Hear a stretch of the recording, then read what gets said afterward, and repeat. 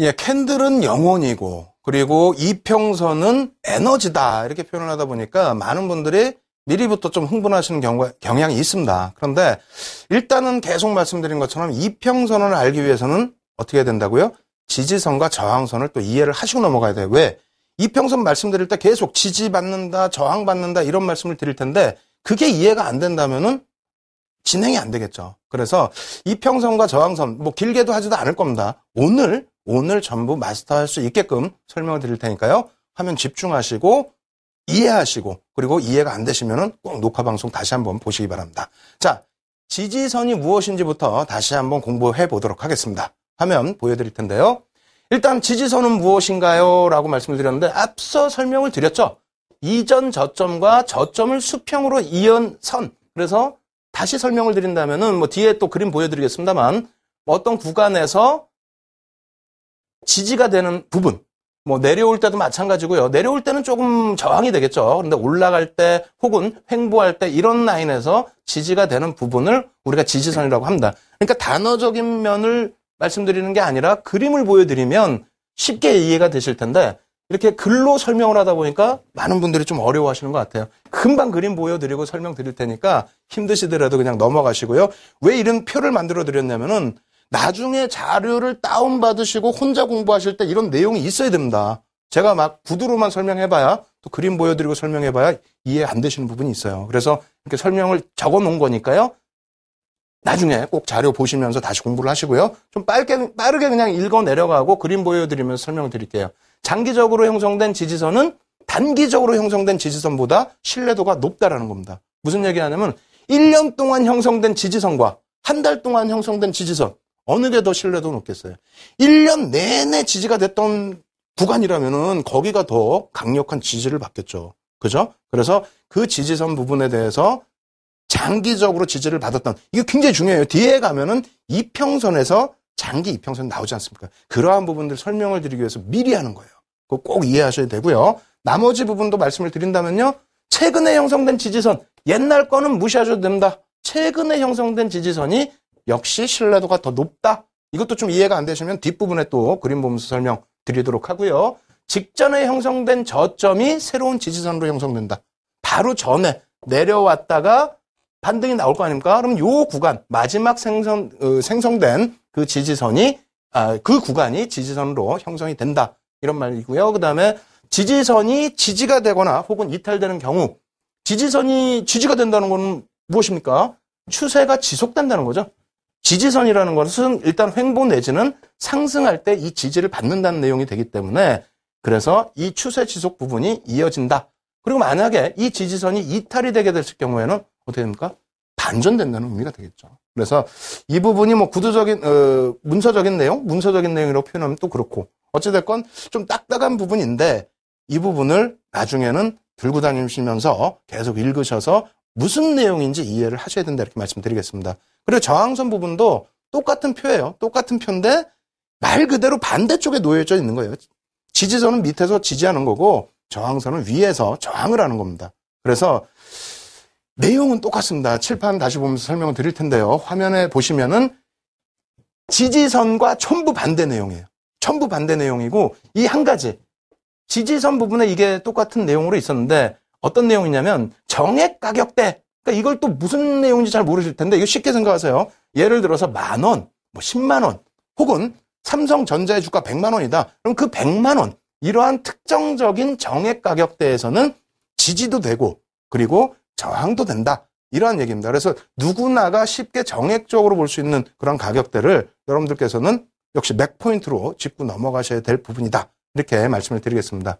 어찌됐건 지금 중요한 부분은 캔들에서 계속 강조드린 것처럼 이해를 하셔야 된다는 겁니다. 우리가 그냥 쓱 지나가면서 아는 것이 아니라 얼마만큼 이 에너지가 응축된 것인가, 지지선이라든가 저항선이라든가 그리고 궁극적으로 이평선이라는 것이 얼마나 그 에너지가 응집되어 있는 것인지 그 부분을 느끼셔야만 시장에서 실질적으로 사용하실 수 있다. 이렇게 말씀을 드리겠습니다.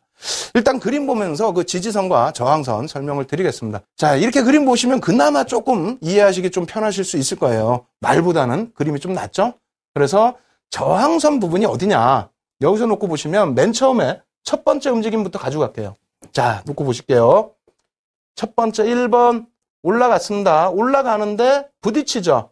여기서 부딪혀요. 여기서 부딪히는 건 사실상 저도 몰라요. 언제 어디서 부딪힐지는 모르지 않습니까? 물론 과거 데이터를 분석할 수 있겠습니다만 일단은 이게 어떻게 형성되는지에 대해서는 처음부터 알 수는 없습니다. 그래서 이 첫 번째 구간이 형성됐을 때 앞서 문서화되어 있는 내용이 그거예요. 직전에 형성된 부분이 그 부분이 지지선 혹은 저항선이 된다. 새로운 부분. 이렇게 말씀을 드렸는데 여기도 마찬가지입니다. 일단 여기가 처음 부딪혀서 꺾이는 부분이니까 저항선이다. 이렇게 생각을 하시면 되겠고요. 내려올 때 어떻게 됩니까? 쭉 빠져버리죠. 쭉 빠져버리고 여기서 돌려줍니다. 그러면 여기가 지지선이 되는데 이때에도 사실은 전략을 잡을 수는 없어요. 왜? 여기서 지지될 때 누가 합니까? 아무도 모른다는 거예요. 이제부터가 이제 좀 중요한 면이 나오겠죠. 돌려줍니다. 돌려지는데 여기서도 뻗어주면은 고맙겠는데 뻗어주면 여기가 이제 저항 라인이 되는 거고요. 근데 그러지 못하고 일단은 요 정도 선에서 부딪혀버립니다. 그죠? 그리고 꺾여요. 그럼 여기서부터는 전략을 가져갈 수 있다는 거예요. 여기서. 어떻게? 이 지지 라인이 재차 형성될 가능성이 높다라는 겁니다. 왜? 여기서도 가격 반발력이 한번 나왔다는 거죠. 그렇다면 두 번째에서도 마찬가지로 가격 반발력이 충분하게 나올 수 있다라는 거예요. 그래서 이 구간이 지지가 된다라고 한다면 지지에서 돌려지는 구간에 어떻게 한다?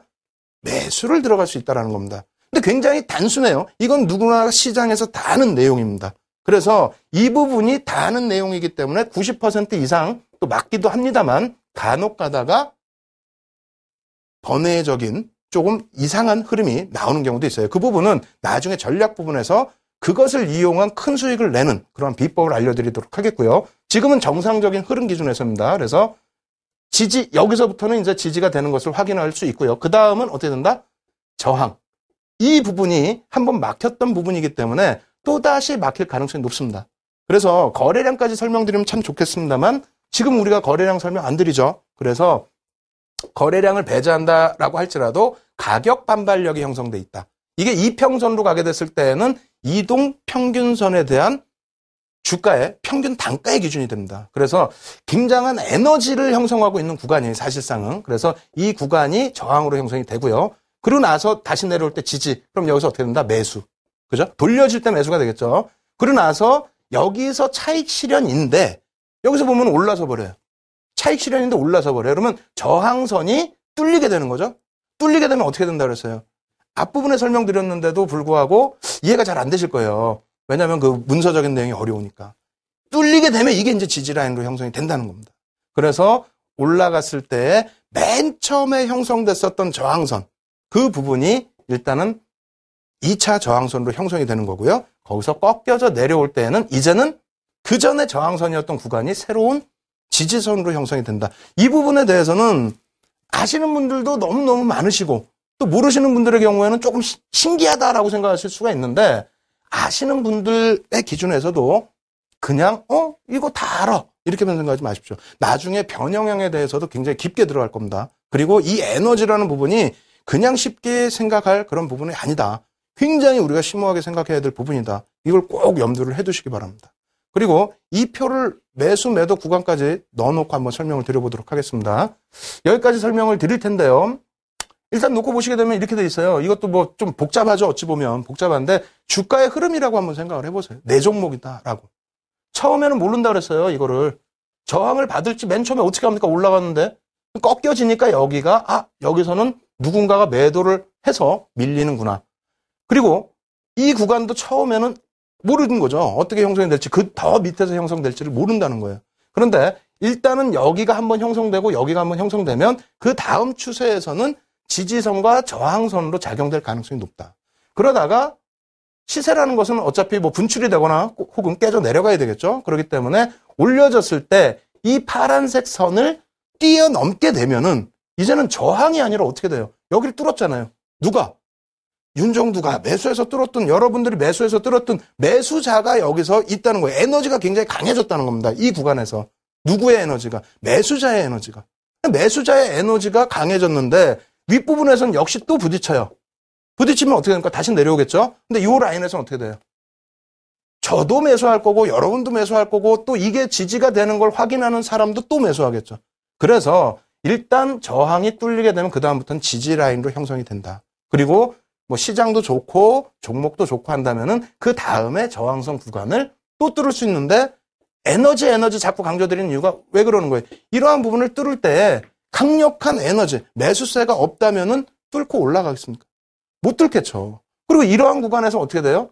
이러한 구간에서 매도 세력이 여기서 매수한 세력이라든가 혹은 신규 매도 세력이라든가 그 전에 매수한 세력이라든가 누군가는 강력하게 매도를 하고 있다는 겁니다. 그리고 뭐 시장 전체가 빠지는 경우도 있을 거고 종목만 빠지는 경우도 있을 거예요.